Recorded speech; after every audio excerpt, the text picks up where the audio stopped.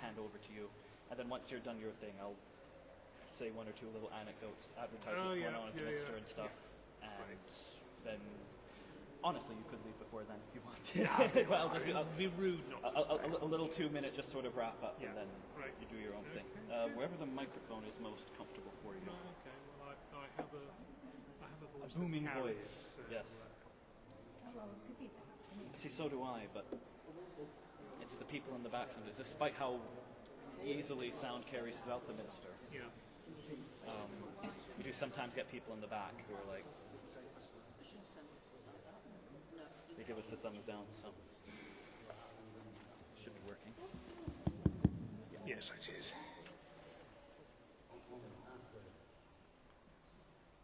What I like about this is that it does have the time on it, so we know when to start. Although oftentimes I'll wait until the bells are ringing and then I'll start after, and then I start after the just having a built-in timer too is helpful.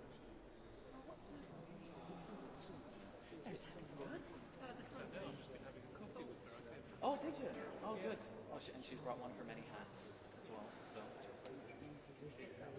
she does.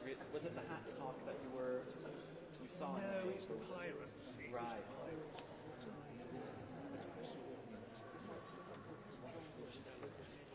She's waxed lyrical about a hats talk that she's done here. She's got so interested in it that she's making her own.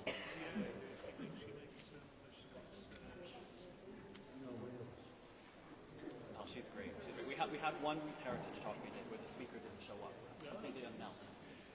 It was about the Civil War. And Helen had come in and did 25 minutes, which she later admitted was completely unresearched and very misleading. And then a Martin Clark as well had come in and done 25 minutes. It was brilliant. It just so off the cuff, just waxing lyrical on you. It was really, really neat. We have like an idea of doing like slam poetry, sort of slam history, where everyone gets sort of 10 minutes to just word bomb you and the next person comes on. But then it's a question of how to moderate that. Well, yes. Right? So.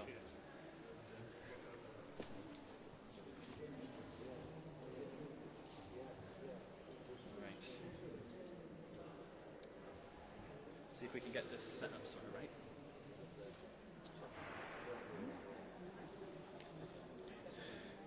Good afternoon, everybody. Can the people in the back hear me okay? Thumbs up if you can hear me. I've got some nods. Thumbs up around there. Perfect. Hello, everybody. Good afternoon. Thank you for coming in from the rain and dismal weather outside. Welcome to Hull Minster, or welcome back for those of you that have been here before. My name is James. I'm the Heritage Manager of the Minster, and I'm really delighted to be able to welcome you all here. For those of you who have attended these talks before, you'll have heard this already. But for those of you who might be new here, this is a usually bi-weekly series of talks that we hold Friday at lunchtime at the Minster, where we provide a platform for all sorts of people, academics, teachers, tour guides, or just local people with the real passion for history, and give them the platform to share that with you all. So thank you all for being here and supporting this.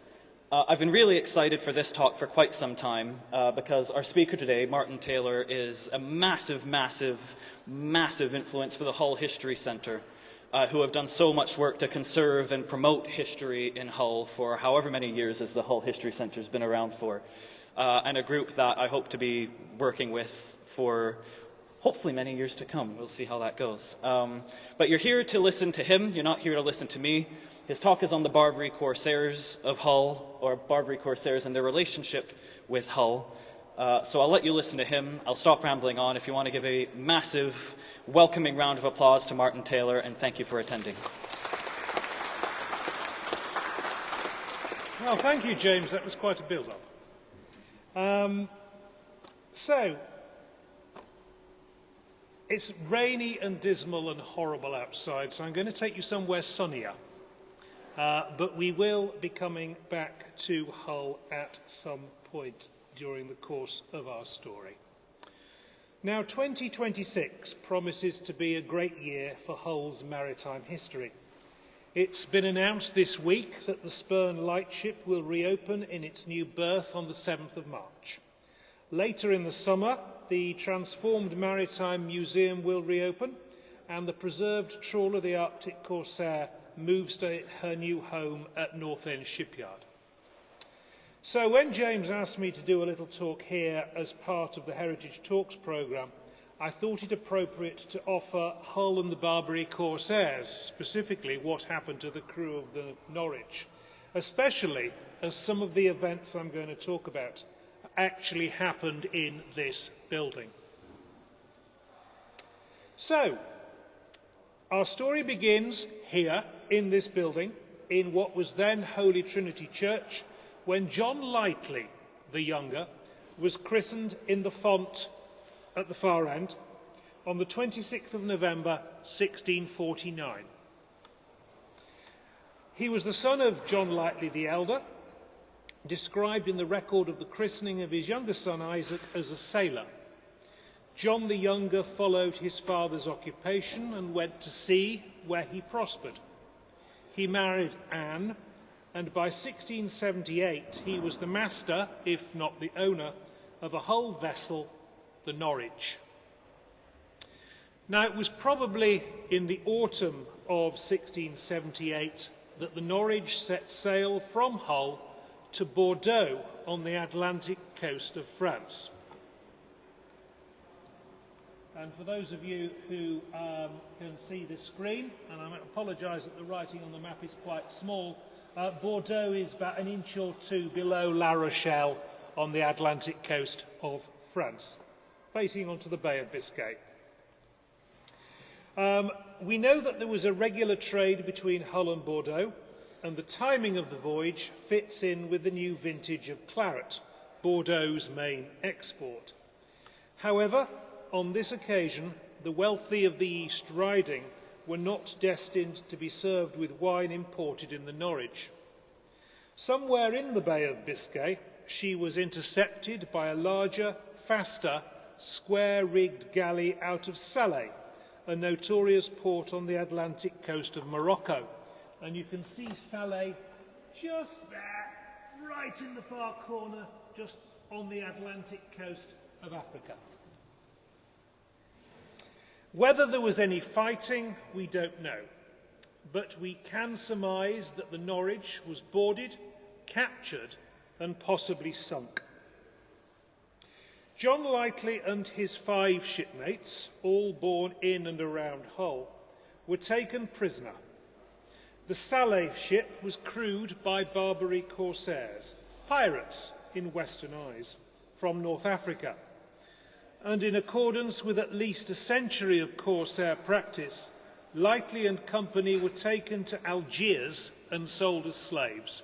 So the Salé vessel sailed right round Iberia, through the Pillars of Hercules, cheery wave of where Gibraltar later was, and then headed for Algiers on the north coast of Africa on the Mediterranean. So Lightly and company were taken to Algiers and sold as slaves. Now, there were thousands like Lightly and his crew from most of the Christian nations of Europe, but their stories have until relatively recently been... Oh, that's interesting. I asked for it to be printed on one side only. I'll turn over. Relatively recently been forgotten. The focus has, rightly, been on the transatlantic experience of slavery. It wouldn't be right, perhaps, to compare European slavery in North Africa with black African slavery in the Americas in a sort of competitive which was worse sort of way, although this approach does feature in some of the less measured writing about it. As one of the leading historians of North African slavery, Robert C. Davis, has written, history is, as often as not, our present politics projected onto the past, but this doesn't necessarily make it good history. Now, historical research is seldom neat and doesn't often allow you to tell a full story and give all the answers. The Hull slaves' experience is just such a case. The historical record allows us only glimpses of what happened, so this, I'm afraid, is not going to be a complete story. So, let's start with the captors, the North African seamen operating out of Algiers, Tunis and Salé. 17th century Europeans condemned them as pirates. they've become better known as Barbary Corsairs. Fans of pirate stories and films may know the term Sally Rovers. Sally, from where the Norwich's captors sailed, being one of their major bases.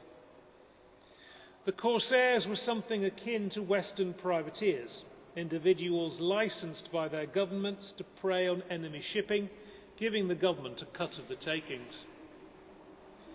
The Barbary Corsairs were licensed and financed by the Islamic governments of Algiers, Tunis, Tripoli and Morocco, known as the Barbary States. The term Barbary derives originally from the Berber tribesmen of North Africa. The first three states were provinces or regencies of the vast Ottoman Empire, centred on Istanbul, way over here. So the southern coast of the Mediterranean from here all the way around here is at this point entirely in the government of the Ottoman Empire, although further away from Istanbul it gets a little looser. The fourth of the Barbary states was a fiercely independent kingdom, the Kingdom of Morocco, which was as likely to fight its co-religionists in the Ottoman Empire as to support them. And Salé on Morocco's Atlantic coast was the kingdom's main base for corsairing. It's worth pointing out that in the 1660s and 70s, Tangier, which you can see on the map, was an English possession. And in a few years earlier, its governor had been John Lord Bellasis, who at the same time was governor of Hull and Lord Lieutenant of the East Riding. Local connection there. The attitude of Europeans to the Barbary states is pithily summarised by another Lincolnshire man, Sir William Monson, a writer and admiral who fought against the Corsairs, and he's writing specifically about Algiers. The inhabitants consist principally of desperate rogues and renegados who live by rapine, theft and spoil. They are a sort of outlaws or miscreants who live in enmity with the whole world.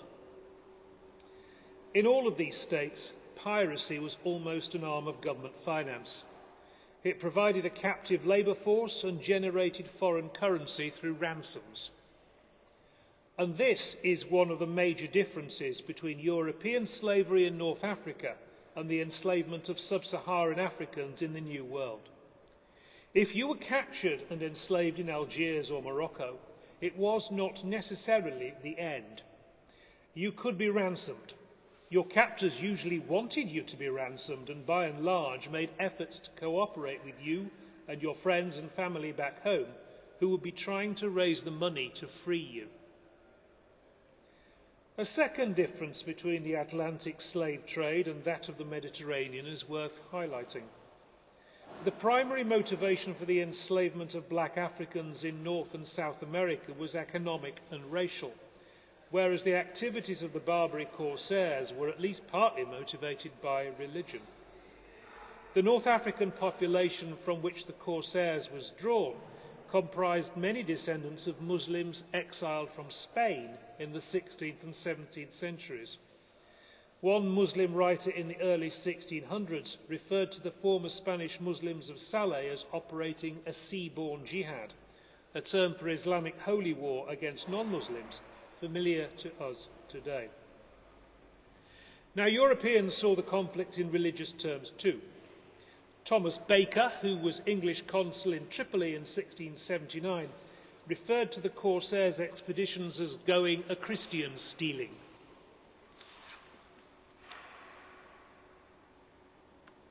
So here's Sally. From the early years of the 17th century, the raiding of the Barbary Corsairs became more frequent and more effective, motivated by religious and fiscal imperatives. Their main prey was the ships and crews of the old enemy Spain, but there were also terrifyingly frequent raids on the northern coast of the Mediterranean, particularly Spain, France and Italy. And after the accession of the peace-loving James VI of Scotland as James I of England brought to an end to the English state's long war with Spain, English ships too became legitimate potential victims of the Corsairs, as did the English and Irish coasts. Worth pointing out, though, that some English sailors made redundant by the peace turned to corsairing. John Ward, described as half man, half legend by historian Adrian Tinniswood, terrorised the Mediterranean from Salé and Algiers in the first decade of the 17th century. Now, between 1628 and 41, the Algerians alone captured 131 English vessels. There were also many raids on English and Irish soil, in 1625 on Cornwall and in 1631 on the south coast of Ireland, thousands of miles from Algiers and Salé. Whatever the English might have liked to believe, they did not rule the waves. The North Africans did.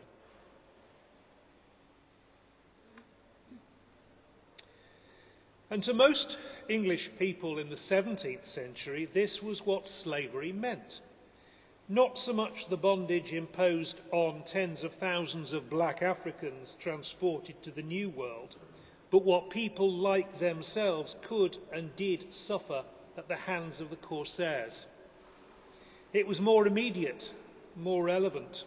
You could be standing on the beach at Marazion in Cornwall and see a few of those hove round St Michael's Mount intent on kidnapping you. So you could be captured and enslaved and taken to Algiers.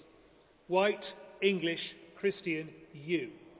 And that situation was somehow both a clear and present danger and a reversal of the natural order, white people enslaved by non-whites, Christians by Muslim, informs both the contemporary published experience of captives and the response of communities back home, as revealed in the historical record.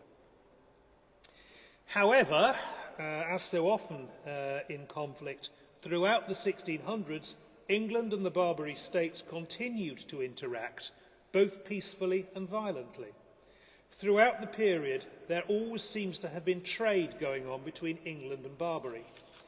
English merchants not only traded with Algiers, Tunis and Morocco, but some of them actually lived there, of course. There was also conflict. In the 20 years before the outbreak of the English Civil War in 1642, it's been calculated that English shipping worth over £1 million, a phenomenal sum, was lost to the Corsairs. Their activities reached the most critical point between 1677 and 1682, when England was at war with the Regency of Algiers. The conflict cost England over £800,000, the loss of at least 160 merchant ships and over 3,000 captives. One of those ships was the Norwich of Hull, and one of those captives was John Lightly, who, you remember, was baptised in the font at the far end of this church.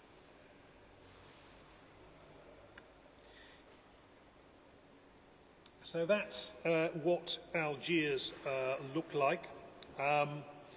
And we'll come on to Lightly's trip to Algiers momentarily. Lightly's vessel, the Norwich, was relatively small. She had a crew of at least 6. Lightly himself, the master, John Kirkus, William Grantham, Richard Clark, George Dinsdale and Lawrence Clark. It's possible that not all of the crew were captured. Perhaps some of them may have been killed during the attack or not themselves hailed from Hull, so not made it into the historical record here. But the small size of the crew was not untypical of the vessels which were caught by the Corsairs.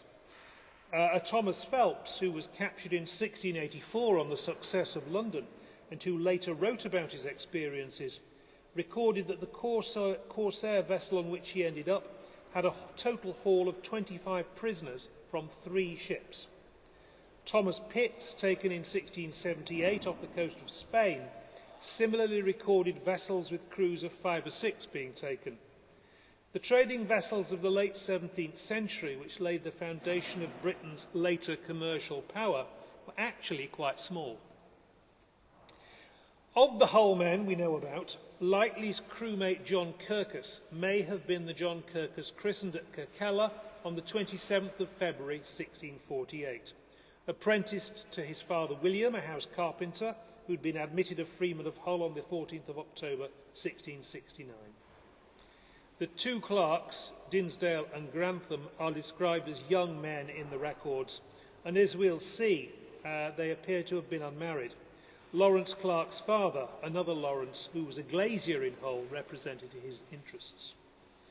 The records don't refer to Lawrence Sr. as being father of Richard Clark as well, so it's probable that he and Lawrence Jr. weren't brothers, although there's a hint later on that they were related, even if not actually siblings. So, the slave experience. What was it like being a slave in North Africa if you came, say, from Hull? A number of captives in Barbary later wrote about and published their experiences as slaves. Historians refer to these as captivity narratives. While these recollections may well be freighted with opinions and emotions which they are projecting back onto their time as slaves for the benefit of their English audiences, they do at least allow us to give an impression of what the crew of the Norwich could expect to experience. One of the first and most humiliating experiences would have been that of being sold. We know from records in Hull that the men were taken to Algiers, and here, as I say, is Algiers. Now, Joseph Pitts, who publishes experiences of many years' captivity, finally in 1704, wrote that Algiers is made strong and convenient for being what it is, a nest of pirates. And there's the slave market in Algiers. Pitts describes the experience of being sold at Algiers, recalling the salesman's patter. "Behold, what a strong man this is! What limbs he has! He is fit for any work. And see what a pretty boy this is! No doubt his parents are very rich and able to redeem him with a great ransom." And you'll note the emphasis put on the potential value of the slave for ransom. Now, another captive who wrote about his experience is William Oakley, who was a slave in Algiers between 1639 and 44, recalled the same interest in the ransom potential of the slaves. Potential buyers, he says, examine the slaves' hands. If the hands were calloused, they were clearly used to manual labour. But as Oakley put it, if delicate and tender, they will suspect some gentleman or merchant, and then the hopes of a good price of redemption makes him saleable. Kirkus, Lightly and Company were in a strange, new and to them monstrous world, suddenly transformed from freeborn Englishmen into chattels and possessions, subject to all sorts of verbal, physical and, it was often implied, sexual abuse, the objects of curiosity and contempt, and forced to work brutally hard. The work the slaves were expected to do varied widely. Construction work, and here's a granary in Morocco built with European slave labour. Construction work, agriculture, domestic service and military employment were common. Most feared was the role of galley slave, helping power the very Corsair vessels which preyed on Christian shipping. But whatever the work, it was hard. And there's more examples of their life of a slave in Barbary. Thomas Phelps, captured in 1684, told how he and his colleagues were instructed in our deportments by our Negro taskmasters, who afterwards gave us severe chastisement for our mistakes and lapses. All of the captives talk of the punishments they were subject to. Most frequently described was the bastinado, in which the unlucky victim was trussed with his legs in the air and beaten on the soles of his feet. Sometimes they couldn't work or walk for weeks. And in a graphic sentence, Pitts describes his treatment by one of his earlier masters. "I have oftentimes been beaten by my patron," his master, "so violently on my breech," i.e. his backside, "that it hath been black all over and very much swollen and hard, almost as a board, insomuch that I have not been able to sit for a considerable time." Another example of the all-pervading sense in which these captivity stories was a reversal of what should be happening. You'll remember back for a couple of sentences that the overseers were black of the white slaves, and that to 17th century Englishmen was very much a reversal of the natural order. Some of the captives, and Pitts is good at this, describe the strange customs and people of the world in which they found themselves. The food was strange too. Joseph Pitts describes to his audience the mysteries of preparing couscous, which of course he'd never had before. So, Lightly and his crew would have experienced a huge culture shock. Virtually every aspect of life was different from that which they were used to, from religious observance to diet. There's no doubt that the experience of each slave could differ, always strange, frequently brutal, but sometimes bearable. Pitt's last master, for instance, was a kindly man whom he came to like very much. And if we think back to Robinson Crusoe, the fictional Robinson Crusoe, who sailed from Hull in the novel, he spent time as a Barbary captive and wrote that the usage I had there was not so dreadful as at first I apprehended. But it was still slavery. They were all captive in an alien environment. Knowledge of the possibility of ransom might have kept them going, but it was all too understandable that over time, as William Oakley put it, we were so habituated to bondage that we almost forgot liberty and grew stupid and senseless of our slavery. But if many slaves grew used to slavery, they were not necessarily forgotten either by their families at home nor their wider communities.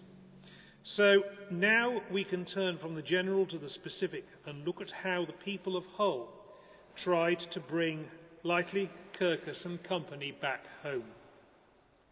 And I've already said perhaps the main difference between the slavery of white Europeans at the hands of Muslim North Africans and the slavery inflicted on black Africans by white Europeans was the possibility that the former could be ransomed by their families, friends and governments. The Catholic states of southern Europe, who were the main victims of Barbary predations, had the services of orders of monks specifically set up to redeem captives. Protestant England, of course, had no such system, having got rid of its monks about a century before. But the government and the Church of England organised nationwide collections for the ransom of captives throughout the 17th century. Perhaps equally important were local initiatives, collections with official backing specifically to release named local captives. This is what we find in Hull. Now, Lightly and Co, though, weren't the first Hull men to be held captive in the Barbary states. In 1637, a published list of ransomed captives mentions a Hull mariner, and there's another recorded in 1646. There may well have been others. Given the small numbers, I'd suggest that these captives were probably at sea on vessels from other ports, and that it's less likely that actual Hull ships were captured, given that their usual trading routes were not those routes generally at risk from the Corsairs, being across the North Sea to the Baltic. This seems to be the case with John Savage, formerly of Hull, whose master, a London mariner, sought a contribution to his ransom from Hull's Trinity House in 1645. I've read through the bench book, that's the council minutes effectively from 1640, but the Norwich is the first specific mention I've found of a Hull vessel being captured. So, news reaches Hull. News of the capture reached Hull in January 1679. In all likelihood, one of the crew got a letter home through one of the English merchants resident in Algiers. The bench book records that in 1681, George Dinsdale and William Grantham, who were then still in captivity, as we'll discover, were writing home, making mention of their cruel bondage their late letters do most dolefully express. So letters were coming from North Africa to Hull. And we must remember that it was in the interests of the North African captors to facilitate communication with England to encourage the payment of ransoms. Now, the bench of aldermen, the self-perpetuating oligarchy of 13 merchants who took it in turns annually to preside as mayor, sprang into action. On the 23rd of January 1679, the aldermen ordered that a letter be written to Mr. Stockdale to speak to Mr. Papillon at London to inform himself what course may be taken for the relief and release of John Lightly the Younger, master of the ship called the Norwich of Hull, and 5 men and a boy more of the said ship's company, taken lately in a voyage to Bordeaux by a Sally man-of-war, who hath carried them prisoners and captives to Sally, and have set great fines upon their heads for their ransoms. Now, Mr. Stockdale was Robert Stockdale, a London lawyer who was the town's remembrancer, which meant he was Hull's resident agent in the capital, charged with providing the bench with political news and undertaking various legal odd jobs. On the 13th of January, Stockdale wrote to the bench. Obedient to their instructions, he had been to see Thomas Papillon. Papillon, who lived from 1623 to 1702, was a wealthy and influential merchant and a major figure in the East India Company. His staunch Protestantism and Whig politics no doubt made him a friend to the Hull aldermen, and maybe they had had contact on previous occasions. But this time, Papillon couldn't be of much assistance himself. Instead, he told Stockdale that he should speak to another merchant, John Wise, who had negotiated the redemption of captives before. On the last day of January, Stockdale went to see John Wise. Wise explained how captives' ransoms could be paid. You must send up to London the names of all the persons and nominate some person that may engage to him for the ransom of the said persons, not exceeding such a sum as yourself shall mention, which will not be called for till you have advice for their freedoms. And so what he pays there by his factor for their ransom, he expects to be repaid him here 4 shillings and 9pence per debtor. So the system as outlined by Wise was that someone should guarantee a sum of money for the ransom of the captives, that Wise would order his agent in the Mediterranean to pay the ransom, and that the money should be paid by the guarantor to Wise in England once news had been received that the captives had been released. In return for his services, Wise would receive a bonus.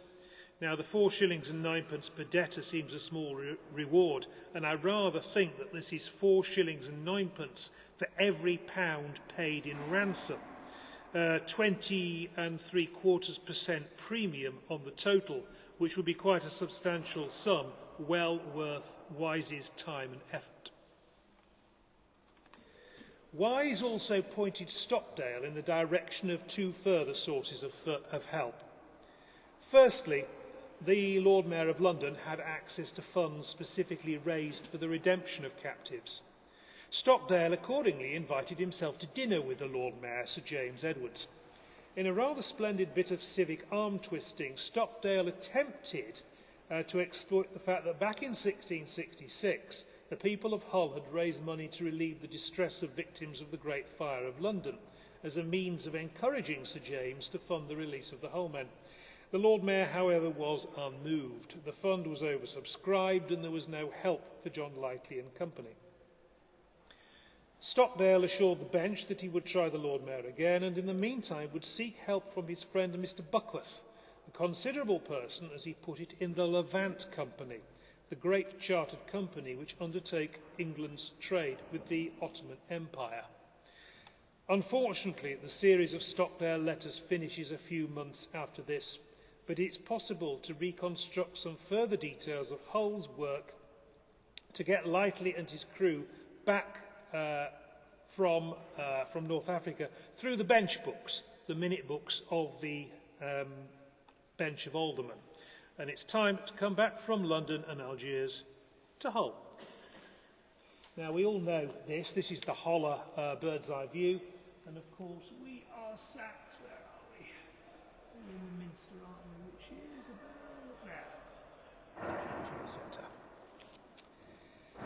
By September 1679, it had been learned in Hull that the crew of the Norwich were at Algiers. It's evident that in the previous 8 months, the people of Hull had not been idle.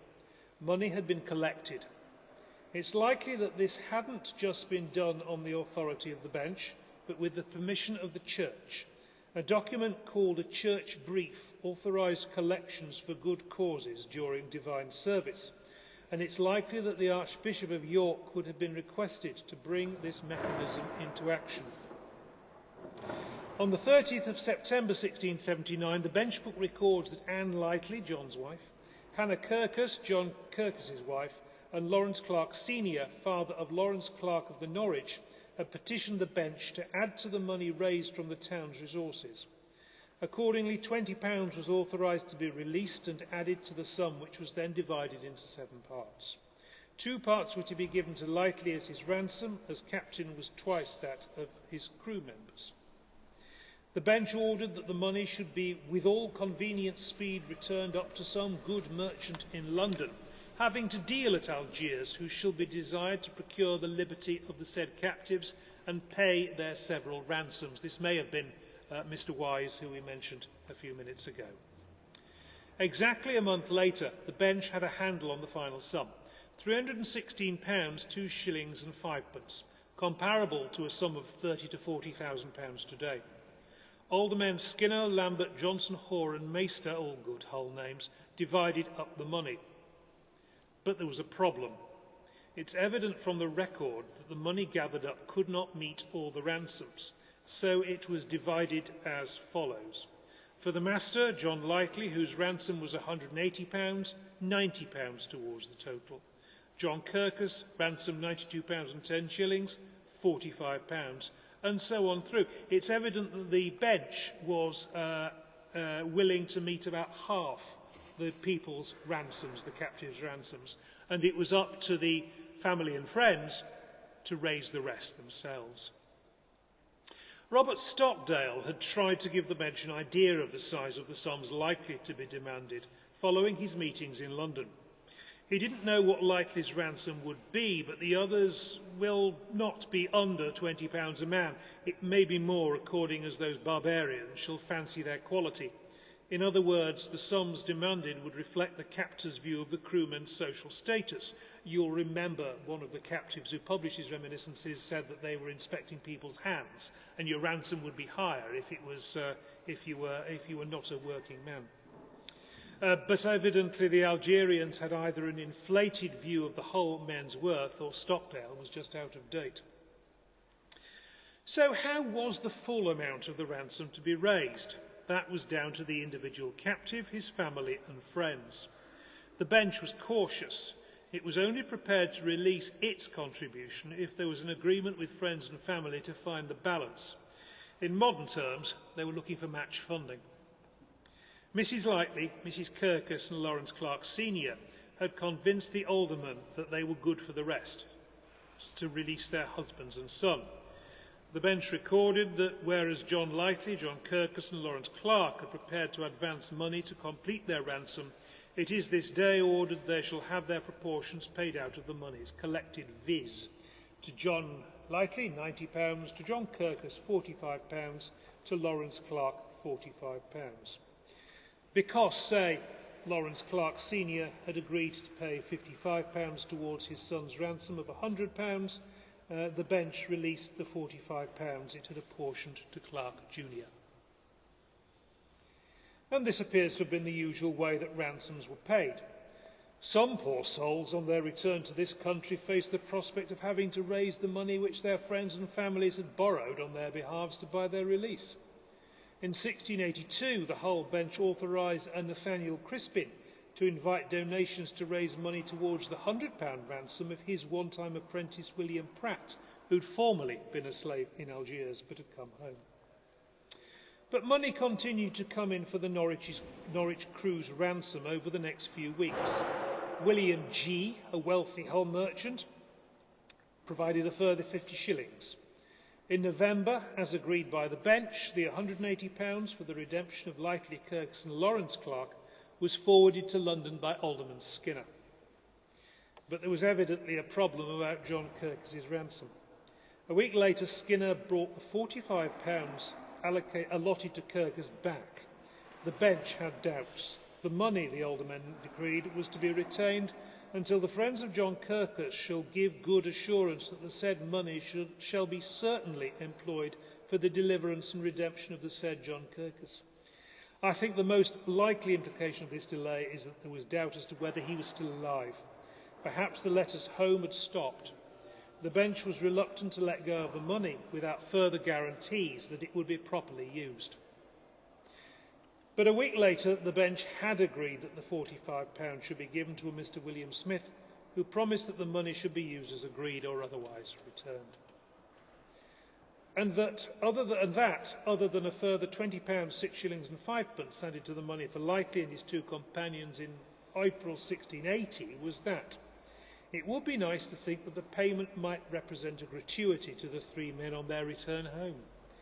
We simply don't know, however, although there is a suggestion in later records that some of them might actually have come home. Now, some of you may know local historian Mike Reimer, and he relatively recently shared with me research that has shown that a John Lightly became a younger brother of Hull Trinity House on the 13th of February 1682. He was elected one of the two stewards of Trinity House in September 1696, but soon afterwards he died. He was buried on the 24th of February 1697, and his probate inventory was taken on the 2nd of March following. Now, it's almost certain that this is our John Lightly the younger. Another John Lightly, presumably the father of the same name, who'd campaigned and raised money for his son's return, was buried on the 21st of December 1689. So it's likely that the 1697 death was our man. It seems that our John Lightly had lost his wife and remarried. In the records of the 1695 poll tax for Hull, a Lightly family is recorded in Austin Ward. John Lightly, Mary his wife rather than Anne, but children John, William and Elizabeth. And by the next poll tax was assessed in 1697, he was dead. Mary is recorded as a widow. John's probate inventory, if you don't know what a probate inventory was, many of you, the family historians among you will, of course, it's an appraisal of the deceased's goods for testamentary purposes. John's probate inventory is dated the 2nd of March 1697. It records him as having been a master and mariner and indicates that he had prospered. He owned a lot of furniture, pewter and even a bit of silver tableware, with tablecloths and napkins, and rather endearingly his specific mention of his seabed, bedding and sea chest, perhaps the replacements of those which were lost with the Norwich. He also owned a mashvat, tubs, casks and 20 gallons of beer. It may be that having retired from the sea, he'd opened a pub.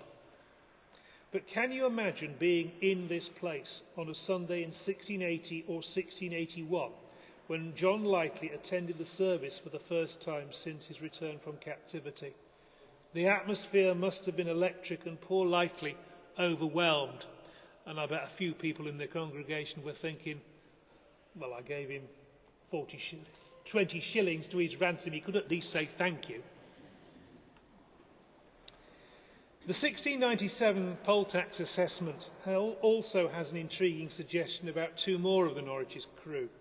In Blackfrigate, there are living a Lawrence Clark with Elizabeth Clark, probably his wife, and John, Sarah and Francis, probably their children.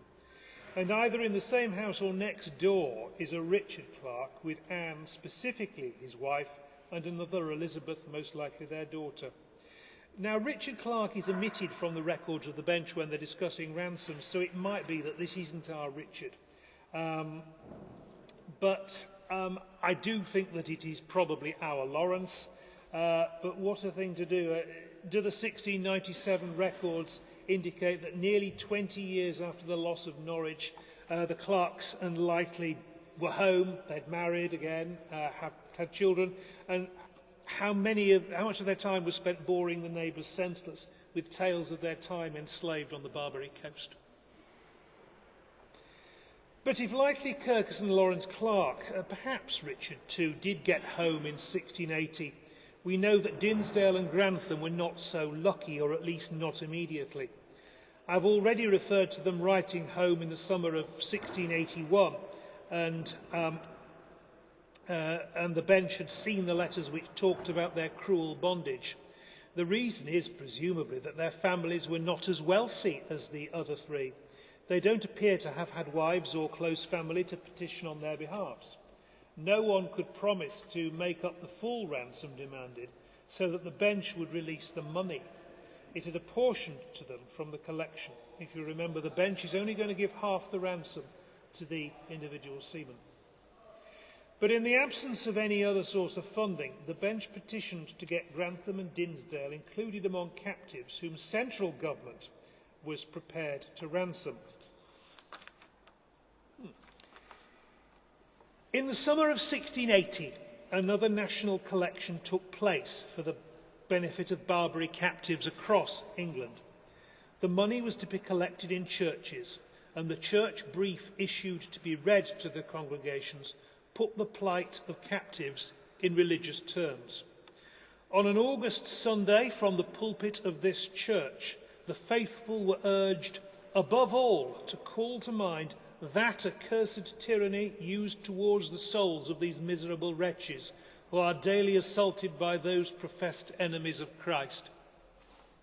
This thunderous call to Christian charity had some effect in Hull. On the 19th of August, which was a Thursday, which gave them the better part of a week to count up the collection, the church wardens of both Holy Trinity and St Mary's reported to the bench that they had raised £51, 8 shillings and 9pence from Holy Trinity, and £9, 19 shillings from St Mary's, respectively, through collections in church. Out in Howden, we know that £5, 3 shillings, 5.5 pence was raised. The whole bench donated another £8, 12 shillings and 3pence to make the total up to around 70 quid, which was then transferred to a central fund by the Vicar of Holy Trinity. We have examples, therefore, of both a local initiative to raise money specifically for Lightly & Co. and local participation in a great national fundraising campaign. The national fundraising drives for ransoming Barbary captives produced substantial sums. That in 1670 eventually totalled £21,500 nationally, a sum in today's values of several millions and comparable with a modern telethon campaign. Now, in June 1681, when Aldermen Lambert and Mason were in London on the town's business, their colleagues sent them a reminder to procure the King's bounty monies to make up their ransom. In other words, for our friends Grantham and Dinsdale. They seem to have been successful. A letter in September seems to imply that Grantham and Dinsdale had each been allotted £40 from the Grand Collection.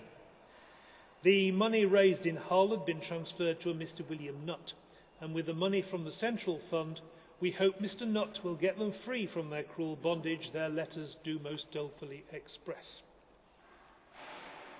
Share in the Grand Collection. What Mr. Nutt's interest in North Africa was, I don't know. He was a member of the Grocers' Company, one of the big city livery companies in London, and may have been the William Nutt who left £50 to the Great London Hospital Barts in 1718. Either way, he had interests in North Africa and was a man of influence. Sadly, I've not been able to find out whether Grantham and Dinsdale ever got back. There's no mention of them in the 1690s poll tax records. However, it's clear from research undertaken by historians that the majority of slaves sadly didn't get back from Barbary. Disease and malnutrition, harsh working conditions, especially in the galleys, and cruel and unusual punishments all contributed to the mortality of the slaves. It's been estimated that the death rate among the slave population ran at 17% a year, as compared with 2% of slaves ransomed annually. The odds were not in your favour. Lightly and the clerks from Hull were very lucky. Also, we should note that many slaves converted to Islam either out of a desire to relieve their condition or out of a genuine religious conviction, and chose not to seek to come home. And of course, a handful probably came to the conclusion that they actually had a better life in Algeria rather than in early modern England. So I'm afraid it is likely that some of the crew of the Norwich ever got home, despite the efforts of the bench and the generosity of their fellow townsmen. We find, however, that Lightly and his crew were not the only Hull men to have fallen into the clutches of the Barbary Corsairs. In 1680, the town received the news that another 3 Hull mariners were slaves in Algeria. They were George Kitching and 2 of his men, Humphrey Popplewell and Samuel Hall, specifically described as the ship's boy. We're not given the name of their ship, nor told whether they were merely survivors of a larger crew. They may not have even been sailing out of Hull, but they were sons of Hull, whether native or adopted, and the townspeople rallied round. I'd like to think, by the way, that this Humphrey Popplewell was the one baptised at Bottisford near Scunthorpe, where I come from, on the 30th of January 1653, and who might have migrated to Hull as quite a few North Lincolnshire folk did. Anyway, in November 1680, the town raised over £64 through what seems to have been a ward-by-ward, door-to-door collection. It was supplemented by another £5 18 shillings from 5 of the Hull trades guilds, the cordwainers, smiths, tailors, joiners and inn-holders. The last name, the inn-holders, perhaps fearing the valued customers among the sailing folk of the town, gave the most £1 18 shillings. And of course, records were scrupulously kept. Additionally, £10 2 shillings and 8 was collected at Bridlington and Scarborough, and a nice round £5 at Whitby. The total sum of £85 3 shillings and a stray halfpenny was divided into 4 equal portions of £21 5 shillings and 9 with 2 portions assigned to the ransoming of George Kitching, the master, as had been done towards John Lightly's ransom, and 1 portion each to Popplewell and Hall. Again, as was the case with the crew of the Norwich, this money only represented a portion of the ransom demanded, and it was up to the friends of the captives to come up with the rest. In June 1681, it was evident that they were having difficulties in raising the money. George Kitching's wife Alice asked for and was granted a further £5 from the town's funds, and the bench also placed an Anne Kitching, perhaps George's elderly mother, in one of the almshouses to further help the family. A month later, a further £3 out of the town's funds was assigned to Humphrey Popplewell's ransom at the petition of his mother Susanna, and the total once again sent to Mr. Nutt in London to transfer to Algiers. So perhaps then at least Popplewell got back. Now, Barbary captivity of friends and neighbours was clearly a powerful motivation to charitable giving and positive action in early modern England. The Hull experience shows how the town worked together under the leadership of the bench and the church to ransom its captive mariners. As the Kitching case shows, there was also cooperation between communities, and across Yorkshire, Bridlington, Scarborough and Whitby, all ports themselves. They contributed to the ransoms of Kitching and company, and a few months later, the favour was returned. Sir Henry Cholmondeley, the leading landowner in Whitby, and several other gentlemen of the town wrote to the Hull bench requesting that they authorise a collection here for a Whitby man, Henry Strangeways, now in slavery in Algiers. The Hull bench recognised the need for a quid pro quo. For as much Whitby, they wrote, for as much Whitby hath been kind in making several collections for several of this place, it's therefore ordered that permission be given for a collection to be made for the said Henry Strangeways. And there's other evidence of regional cooperation. Collections were sanctioned in favour of citizens of York, for example at Beverley in 1682, and there seems to have been a Yorkshire-wide campaign in 1681 to raise funds to release Robert Foxcroft, son of Alderman Foxcroft of Leeds, led by the mayor and alderman of his hometown. This one didn't end happily, though. In 1684, it was reported that Robert Foxcroft had died a slave in Turkey, and the money was transferred to redeem another slave from Yorkshire in Algiers. Now, it's impossible to calculate how many Britons were captured by the Corsairs. In 1637, there was a record of 337 ransomed captives. And in 1669, a list was compiled of 400 English slaves in Algiers alone. One historian has calculated that in the 16th, 17th and into the 18th century, about 1 million Europeans were held captive throughout that period at one time or another in North Africa. So it really does bring into focus that this was a European-wide problem, not just an English problem. But it is instructive, I think, the way that the people of Hull, the authorities in Hull, work together to get their men home. And let's perhaps conclude this with the list of the slaves that I have mentioned. Hull men, one and all, who spent some time in North Africa, and some of whom, unfortunately, will have died there. So that's John Lightly, John Kirkus, Lawrence Clark, George Dinsdale, Richard Clark, William Grantham, George Kitching, Humphrey Popplewell and Samuel Hall, the ship's boy. Thank you very much.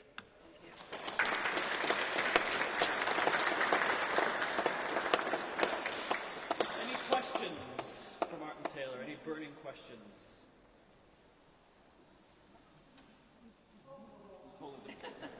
There's one in the back out there just before you, Helen, I'm afraid. Sorry.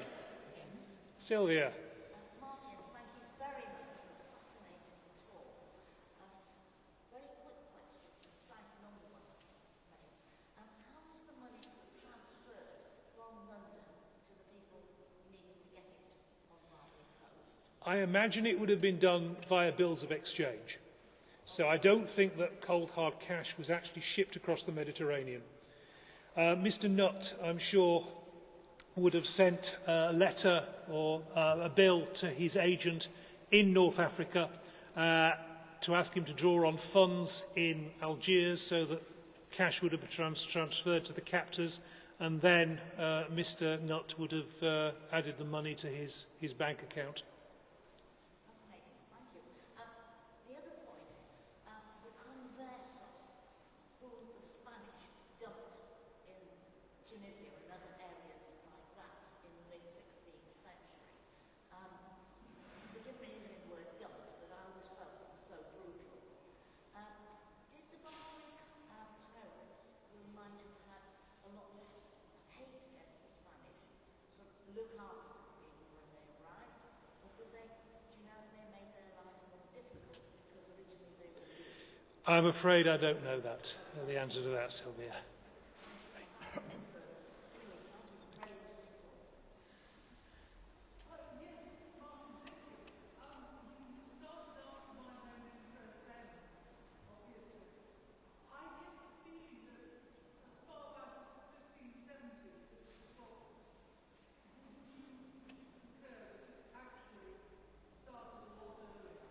I've not found much evidence of earlier issues into the 16th century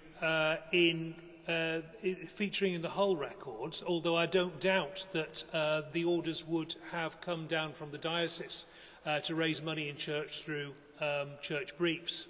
There are some stray Hull men mentioned in the bench books in the first half of the 17th century, and the Norwich, as I say, is the first actual Hull vessel that I found that was captured.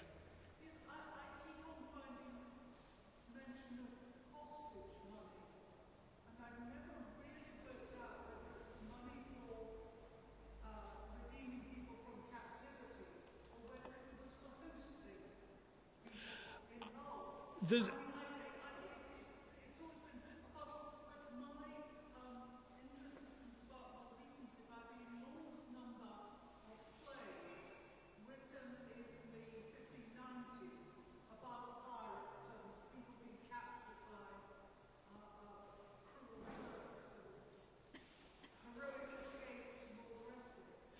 it's a real issue from the reign of Elizabeth, certainly well into the end of the 17th century.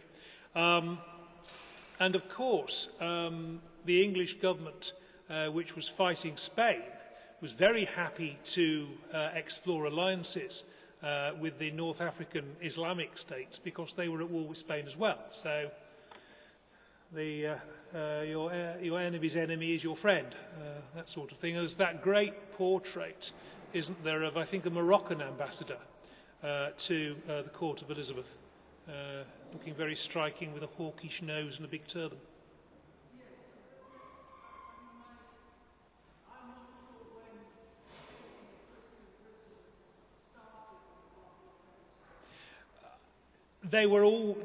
For a long time they were focusing on the Mediterranean, but certainly the suggestion is that once peace had broken out with Spain, then there was no political reason for the Barbary Corsairs not to. Can I interject and perhaps suggest? Okay. I hate to interrupt everyone but you, but any other questions for Martin? One there. I just wanted to say that there was a connection between the people of Southern Ireland, particularly around Cork, who communicated very well with the Barbary people, the Barbary Corsairs, and from the 1500s to the 1700s, there were deals done between the Irish, I suppose, liberation people, who had the Corsairs bring their ships up to the coast of Ireland and raid the English properties that had been set up. And that went on for many years. The Irish problem was in fact fueled from the north coast, the Barbary coast, through dealings between the people of Éire and the English people who were trying to take over Southern Ireland, who would be put into Southern Ireland by the British to make that part of the British Empire or whatever it was. It was part of Britain at the time, but Thank you. that's an Yeah. important part of history that doesn't really get told much. Thank you. One in the front. You said that some of them may have had a better life over there. Well, would they have ever been able to stop being a slave and become a citizen? I can't answer that question, but I suspect if there was a conversion to Islam, if you opted to become a Muslim, that opened up all sorts of possibilities, and that might well have been a possibility. I mean, who knows? William Grantham, there might be descendants of him still living in Algeria.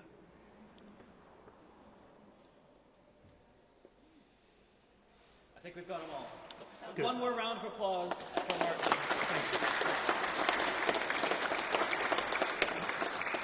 What a fascinating anecdote of history that is.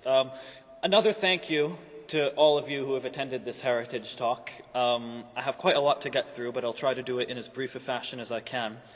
If this talk has sparked your interest in coming to another talk, our next Heritage Talk, which is on one of the leaflets that has been somewhat distributed around the chancel today, is on the 27th of February. It's going to be discussing the Spanish flu and its impacts on Hull. Obviously, the war had a great impact on Hull, but the Spanish flu likewise was very, very devastating. So if that's the kind of history that you're into, then please join us for that.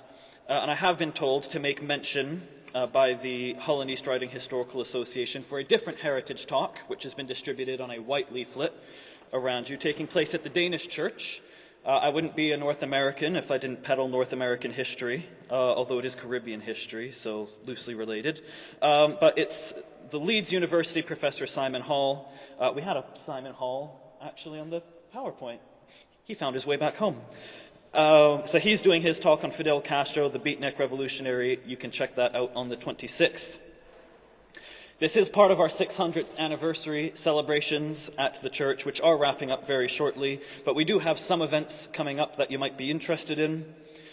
On half-term, Tuesday, February the 17th, we're going to be holding an anglo-saxon workshop day here in Hull Minster, complete with battle displays in the nave, archaeological digs underneath the tower, and we'll be holding a King's Council or a Witan here in the chancel area. So fantastic day for you to bring your kids or your grandchildren to. And on the 7th of March, coinciding with the opening of the Spurn Lightship, in fact. We're celebrating the 90th anniversary of the first flight of the Spitfire by getting a Spitfire somehow onto Trinity Square outside, complete with 1940s reenactment, 1940s musicians, and all sorts. We've had a lot of people come to us to reenact there as well, so it looks like it's going to be great fun. So join us for that. As I usually say at the end of these meetings, please treat yourself to lunch at the cafe at the end of this. You've probably earned it. And I want to conclude this talk, because I know I've been going on for a little bit, with the state of the Minster, because if you've had your eye on the news, we have been in the papers and in the BBC quite a lot in recent weeks. This is the first talk we've had since the mild controversy and worry of the broken stonework at the north part of our roof out down that way, which thankfully has been cleared up, although it does present sort of a medium-term risk of you never know if this is going to happen again. We won't know until the structural engineer comes and confirms it for us. But then that quite dismal news was rectified by us being told that we've been granted by the National Lottery Heritage Fund in the region of £250,000 for works in the church. This is fantastic news, obviously, for the Minster and for what we want to do. Is especially good news for me because it means I get to keep my job. Thank you. That applause started from Helen, I think, who I cut off very rudely earlier, so I appreciate that.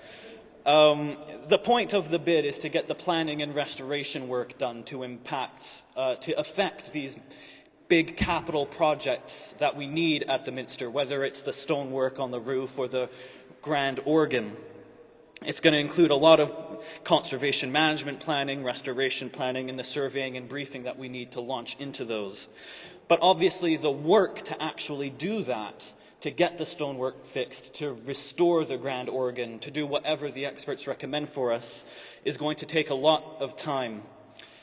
And while we will be dipping into the grant funding pool again, probably in the regions of multi-millions of pounds, it is not something that we can do on our own, and such grant funding does require a lot of match funding also. It's one step on a massive undertaking for Hull Minster and the church that we have to get through. So if you can, spread the word. Come to events like what we're holding in the next couple of months. If you can, if it is possible, I do urge you please to consider donating to the church so that we can keep this place intact, standing, and prospering for the next generation. Thank you all again very much for attending, and hopefully we'll see you all soon. Cheers.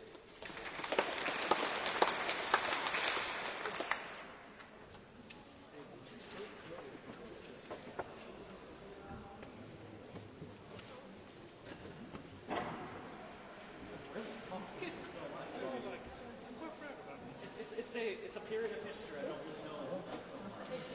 My Canadian history takes sort of 1800s forward, and I've always kind of grown up sort of medievalist. So that kind of in between sort of the 15 and 1700s is not there at all. So that was really, really neat. Thank you for that. I hate to ship myself, but if you need a speaker at the we always need a speaker. So, so long as you don't think that gas jack is too controversial a subject, because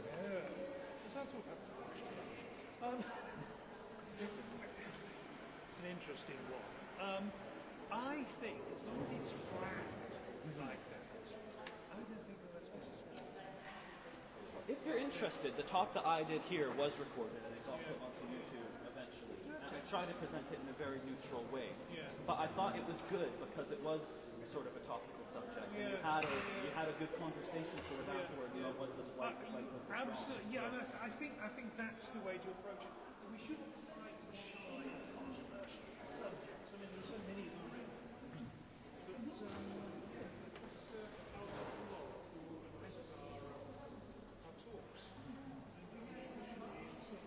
I'm sure I'll remind you or pick your brain about it at some point as well.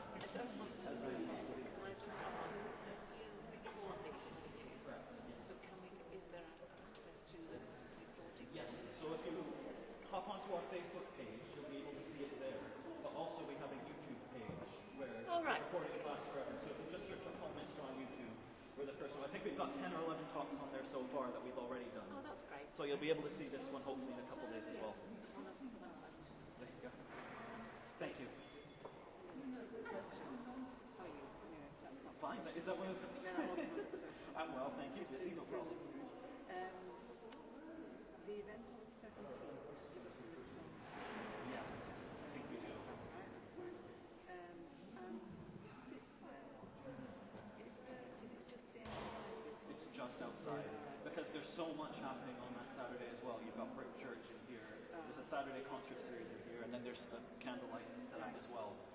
So I've let them know. It's the same people who did Medieval Day, are the ones who are organising this one, and I've told them rain or shine, it's all going to have to happen outside. Yeah, she's my father used to fly Spitfires in the Second World War, and I've got his logbook. So I Oh, don't know good, if that good, yeah. Did you go to Victoria Square when they had the typhoon out there? Yeah, it's like November time or something like that, but there was this RAF recruitment drive they were doing. They had a typhoon in Victoria Square. People were actually allowed to climb in it and do that. It was really, really neat. So I don't know if we'll be able to climb into this one. I've got a call with the guy actually this afternoon where I'll be able to ask some more specifics, but it's very neat. If you have your, like, dad's old military uniform or something like that, come dress up in it. We're in after.